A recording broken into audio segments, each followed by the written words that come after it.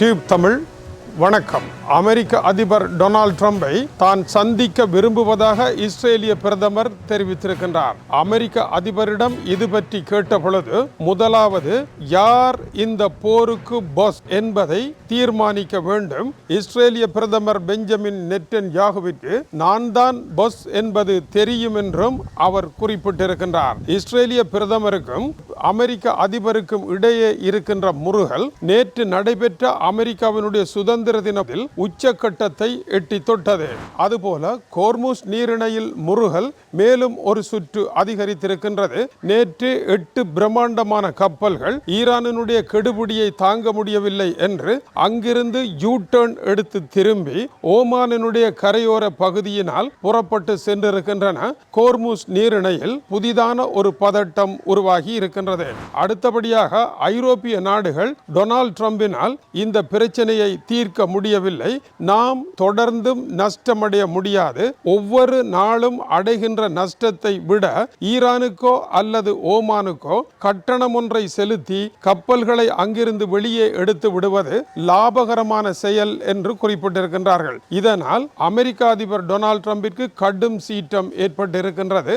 முதலில் ஒரு பைசா கூட ஓமானுக்கோ ஈரானுக்கோ வழங்கக்கூடாது என்று அவர் குறிப்பிடுகின்றார். அப்படி வழங்கக்கூடாது என்றால் சர்வதேச கடல் பரப்பில் நாங்கள் செல்வதற்கான இந்த போரின் ஒரு சரியான முடிவை நீங்கள் எட்டி தொட வேண்டும், இப்படியே தொடர முடியாது என்று ஐரோப்பிய நாடுகள் கூறுகின்றன. இதனால் ஐரோப்பாவிற்கும் அமெரிக்காவிற்கும் இடையே பிரச்சனை, அமெரிக்காவிற்கும் இஸ்ரேலுக்கும் இடையே பிரச்சனை. இஸ்ரேலிய பிரதமர் பெஞ்சமின் நெட்டன்யாகுவை ஒரு பைத்தியக்கார முட்டாள் என்று நீங்கள் பேசியது உண்மையா?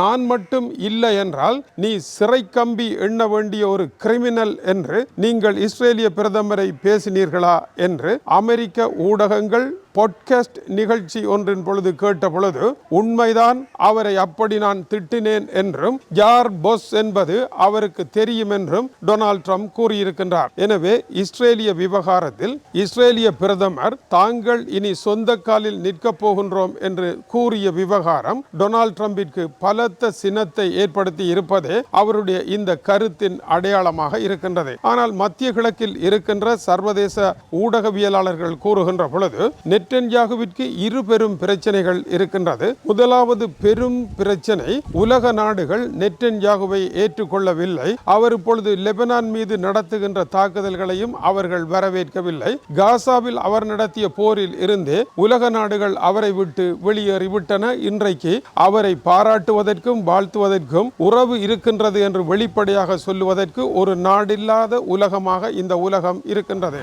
இரண்டாவதாக, இஸ்ரேலிய பிரதமர் அமெரிக்காவையும் பகைத்து கொண்டு இந்த சூறாவளிக்கு உள்ளாக இஸ்ரேலை கொண்டு செலுத்த முடியாது. எனவே அவர் ஏதோ ஒரு வகையில் பணிந்தே நடக்க வேண்டிய சூழல் இருக்கின்றது. இதுதான் அவருடைய நெருக்கடி. இதை டொனால்ட் ட்ரம்ப் கச்சிதமாக பயன்படுத்தி இஸ்ரேலிய பிரதமரை தன்னுடைய கட்டுப்பாட்டிற்குள் கொண்டு வருவார். அதற்கான வேலைகள் நடைபெறுகின்றது. துருக்கி அங்காராவில் வரும் வாரம் நேட்டோவினுடைய மாநாடு நடைபெற இருக்கின்றது. அதில் பல முக்கியமான முடிவுகள் எடுக்கப்பட இருக்கின்றன. அந்த முடிவுகளை தொடர்ந்து என்னதான் முடிவெடுத்தீர்கள் என்பதை அறிவதற்கு தான் வெள்ளை மாளிகை வந்து பேச இருப்பதாகவும் அதற்கான அனுமதியை தரும்படியும் இஸ்ரேலிய பிரதமர் பெஞ்சமின் நெட்டன்யாகு கேட்டிருக்கின்றார். ஆனால் டொனால்ட் ட்ரம்ப் அது பற்றி குறிப்பிடவில்லை. ஏனென்றால் இந்த நேட்டோ மாநாட்டில் அமெரிக்கா ஈரான் செய்து கொண்டிருக்கின்ற ஒப்பந்தமானது இறுதி முடிவை அடையும். அதில் எடுக்கப்படுகின்ற இரகசிய தீர்மானத்தை அவர் முன்வைக்க வேண்டும் என்று இஸ்ரேல் கோருகின்றது. இது முக்கியமான விடயமாக இருக்கின்றது. சந்திப்பு எப்படி நடைபெறப் போகின்றது என்பது தெரியவில்லை. அதேவேளை கோர்முஸ் நீரிணையில் பலத்த சிக்கல் ஏற்பட்டிருக்கின்றது. ஈரானை பொறுத்தவரையில் ஒரே ஒரு விடயத்தை திட்ட தெளிவாக கூறுகின்றது. கோர்முஸ் நீரிணையை நீங்கள் கடப்பதாக இருந்தால் ஈரானுக்கு அறிவித்து சர்வதேச கப்பல்கள் முன் அனுமதி பெற வேண்டும். அவ்வாறு அனுமதி பெறாத கப்பல்களை நாங்கள் அனுமதிக்க மாட்டோம் என்று ஈரான் கூறுகின்றது. இதனால் ஆத்திரமடைந்த பல நாடுகளினுடைய கப்பல்கள் அங்கிருந்து யூ டர்ன் எடுத்து ஈரானுடைய ஹோர்முஸ் நீரிணை பகுதிக்குள் செல்லாமல் வெளியேறி ஓமான் பகுதியை அண்டிய பகுதிகளினால் கரையோரமாக இவர்களுடைய கப்பல்கள் போக ஆரம்பிக்கின்றன. இது ஒடுக்கமான பகுதியாக இருக்கின்றது. இந்த 8 பிரம்மாண்டமான கப்பல்களும் எதற்காக சென்றன என்ற கேள்விக்கு ஈரானிடம் முன் அனுமதி பெற முடியாது, ஈரானுடைய கட்டணத்தை செலுத்தவும் முடியாது. ஆனால் 60 தினங்களுக்கு கட்டணம் இல்லை என்பது குறிப்பிடத்தக்கது. இந்த இக்கட்டான நிலையை தொடர்ந்து மேலும் பலவேறு சிக்கல்கள் ஏற்பட்டிருக்கின்றன.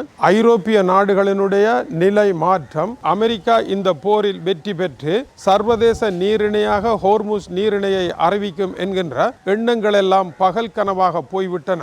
அமெரிக்கா பேசுகின்ற பேச்சுவார்த்தைகள் ஈரானுக்கு சலுகை தருவதாக அமைய போகின்றது. எனவே கட்டணங்களை செலுத்தித்தான் கப்பல்களை கொண்டு செல்ல வேண்டிய நிலை வரப்போகின்றது. நாளை கட்டணங்களை செலுத்தினால் அதிகமாக இருக்கும், அதைவிட இன்று செலுத்தினால் மலிவாக செலுத்திவிட்டு போய்விடலாம் என்று ஐரோப்பிய நாடுகள் தாங்களே ஈரானுடன் பேசி கட்டணத்தை செலுத்திவிட்டு கப்பல்களை விடுவிக்க முயற்சி எடுக்கின்றன. ஏனென்றால் ஒவ்வொரு நாளும் கப்பல்கள் செல்லாமல் இருக்க இருக்க ஐரோப்பாவிற்கு ஏற்படுகின்ற நஷ்டத்தை பார்ப்போமாக இருந்தால் கட்டணத்தை செலுத்துவது நஷ்டமாக அமையாது. ஆனால் இன்னொரு பிரச்சனை இருக்கின்றது. கட்டணமும் இப்படியான சிக்கல்களும் அதிகரிக்கின்ற பொழுது இன்சூரன்ஸ் பிரீமியம் என்று கூறப்படுகின்ற கப்பல்களுக்கான காப்புறுதி கட்டணமானது ஈரான் வசூலிக்கின்ற கட்டணத்தை விட மிகப்பெரிய அளவில் உயர்வாக இருக்கின்றது, மேலும் உயரப்போகின்றது. இதனுடைய விளைவு கட்டணத்தையும் செலுத்தி இன்சூரன்ஸ் பணத்தையும் 3 மடங்கு அதிகமாக செலுத்தி ஆயிலையும் எரிபொருளையும் மற்ற பொருட்களையும் விற்பனை செய்ய முடியாத நிலையில் எல்லாமே விலை மறுபடியும் ஏறத்தான் போகின்றன. எப்படி வளைகுடா போர் உலகத்தை விலை கூடிய உலகமாக மாற்றியதோ அதைவிட படுமோசமான விலை உள்ள உலகமாக இந்த உலகத்தை மாற்றுகின்ற அபாயம்